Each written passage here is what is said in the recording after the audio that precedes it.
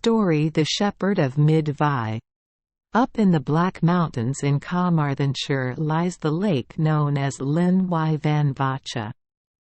To the margin of this lake the Shepherd of Myddvai once led his lambs, and lay there whilst they sought pasture. Suddenly, from the dark waters of the lake, he saw 3 maidens rise. Shaking the bright drops from their hair and gliding to the shore, they wandered about amongst his flock. They had more than mortal beauty, and he was filled with love for her that came nearest to him.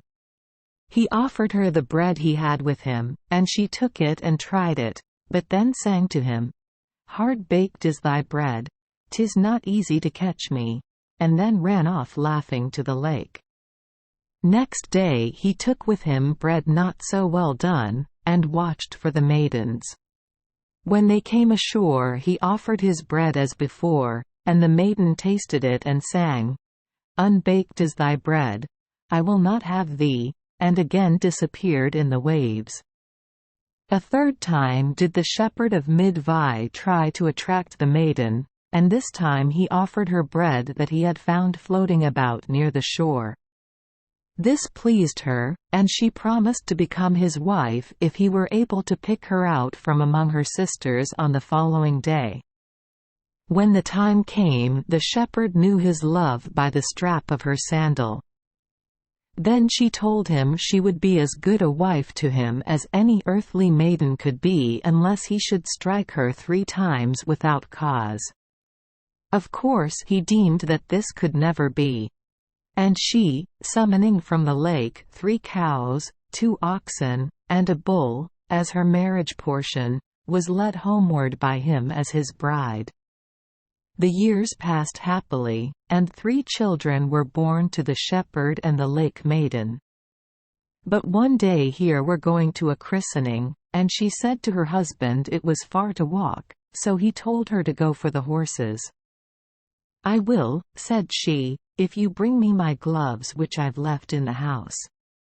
But when he came back with the gloves, he found she had not gone for the horses. So he tapped her lightly on the shoulder with the gloves, and said, "Go, go." "That's one," said she. Another time they were at a wedding, when suddenly the lake maiden fell a sobbing and a weeping, amid the joy and mirth of all around her. Her husband tapped her on the shoulder, and asked her, "Why do you weep?" "Because they are entering into trouble. And trouble is upon you. For that is the 2nd causeless blow you have given me. Be careful. The 3rd is the last." The husband was careful never to strike her again. But one day at a funeral she suddenly burst out into fits of laughter. Her husband forgot, and touched her rather roughly on the shoulder, saying, "Is this a time for laughter?" "I laugh," she said, "because those that die go out of trouble, but your trouble has come. The last blow has been struck. Our marriage is at an end, and so farewell."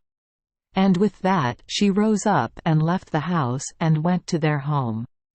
Then she, looking round upon her home, called to the cattle she had brought with her, brindle cow, white speckled, spotted cow, bold freckled, old white face, and grey geringer, and the white bull from the king's coast, grey ox, and black calf, all, follow me home. Now the black calf had just been slaughtered, and was hanging on the hook.